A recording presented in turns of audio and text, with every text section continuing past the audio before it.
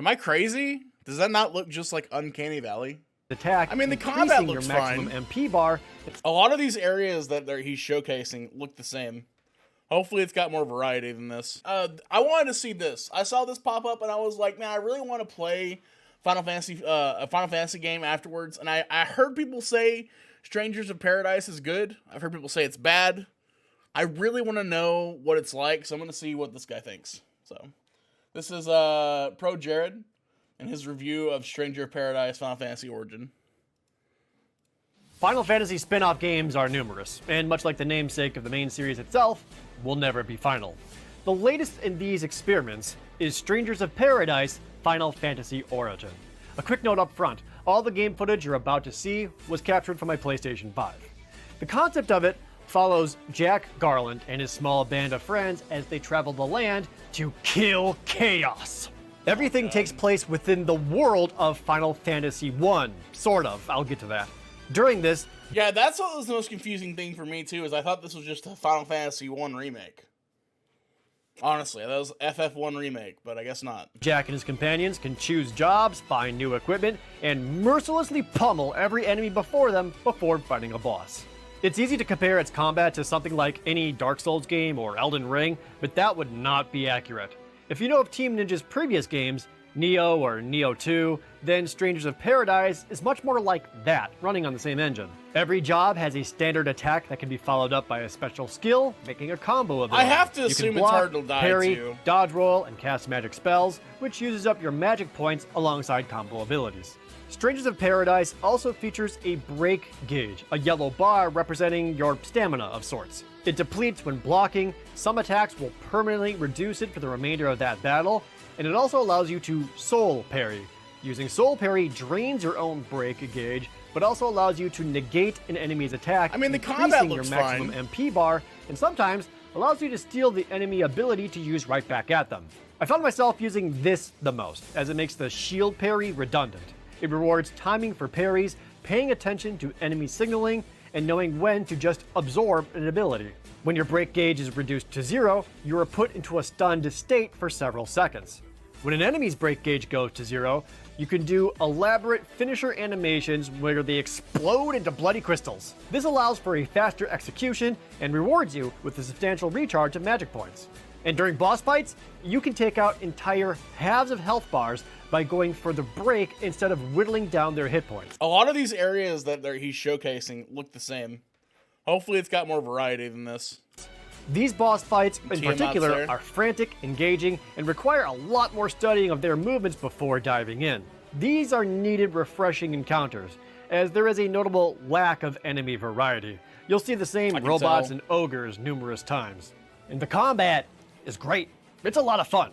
I really enjoy trying out different jobs, mixing abilities, and using soul parry to stay ahead in boss fights. And the best part about all of it is that it's 3-player co-op. That's how I played throughout the Oh, it's entirety of the co-op. game. I had a lot of fun with my friends as we were comboing together and changing jobs to supplement each other's play That might be the styles. winner then, All of that if was it's great. co-op. That said, if you're going to be That's playing kinda on cool. 3-player, make sure you switch to hard mode.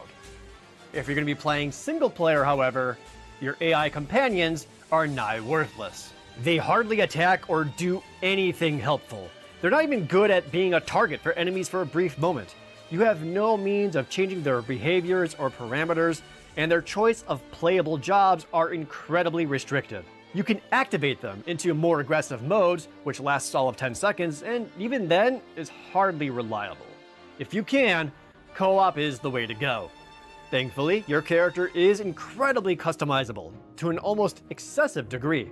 There are a few dozen different job we got classes to fashion play Final as. Fantasy, As you dude? level those up, you can access new combo abilities, glamour. passive traits, and unlock advanced jobs.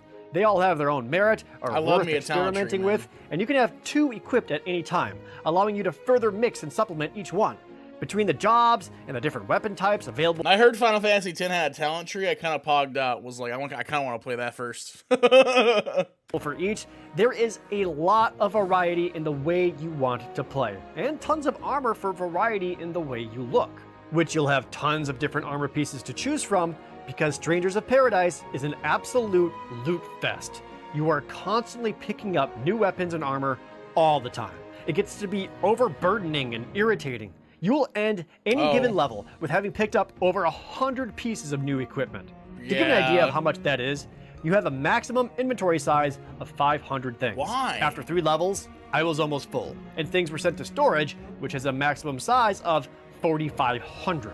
It is a constant struggle of similarly named items being of different rarity for only slightly different stats, Why is but that having a thing? widely different job affinity, and all while trying to not look completely stupid. I felt like I was in menus looking at all the new crap I picked up more than actually playing the game. That's For such not a good. smooth That's a really action bad- game with fluid combat, really bad, it is having so perforated much with sifting just through menus, bullshit. trying to discern what loadout is better for you, and then giving up and slapping the automatic optimize button, resigning to the suboptimal choices it deigned you with.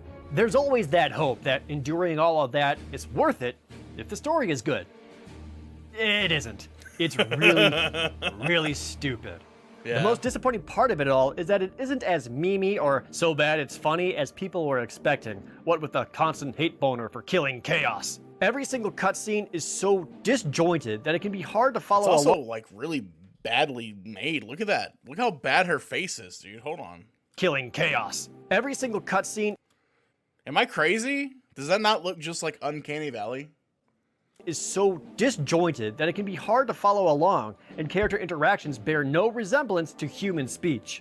You could tell me the entire game was written by a rogue AI, and I would believe you. None of the party members show any kind of emotion that isn't grimaced out of a stunted cutscene, and even banter during battle falls entirely flat, devoid of any charm they were hoping to infuse. None of the supporting cast boasts any kind of real personality trait, and main character Jack's personality can be described as the kind of guy that rips his shirt off when he takes a shit. The whole point of the game, the Final Fantasy Origin, is so painfully telegraphed that they basically put no effort in hiding its twist, if you could call it that, in the marketing of the game itself.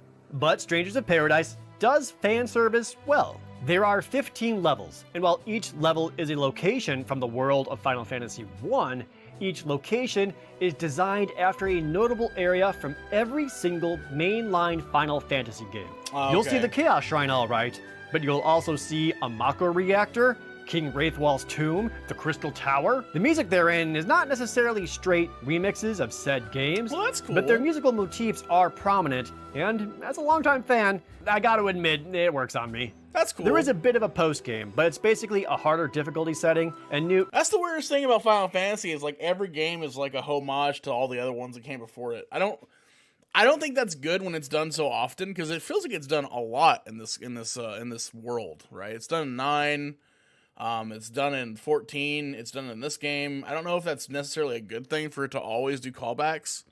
It's cool to have it when it does do a callback, but like when it's like so out there like it is in this game, I don't know if it's degrades the meaning of it. enemy rush levels where you can get even higher level equipment. With the promise of a battle pass and future DLC, I'm hoping there's some more worthwhile areas to explore since way too much of the Final Fantasy I world went completely ignored. After finishing in about 25 hours, I had no desire to play more, because I don't get much enjoyment out of the constant rain of loot That's just a to good parry, sift through it, sounds cool. just to see if my numbers go up. Ultimately, that's what Strangers of Paradise is about. Getting stuff. Finding some equipment, then finding higher level equipment, seeing numbers go up. It's a familiar formula popularized by games like Destiny or Borderlands or even Square Enix's own Marvel's Avengers. The combat is great and a lot of fun, but that driving loop of just trying to get new stuff so you can get higher item levels, that's not enough to retain attention. Strangers of Paradise, Final Fantasy Origin earns a 7 out of 10. If you play it single player, it can be tiresome, especially if you're not used to the loot fest kind of game. It's an easy recommendation if you play it co-op though, which all in all, for a Final Fantasy spin-off game, it's one of the better ones. Be a cool co-op game. See playing with some group people. Probably eventually, maybe as like an event we do at some point. That'd be cool. I don't think I'd ever play this solo though.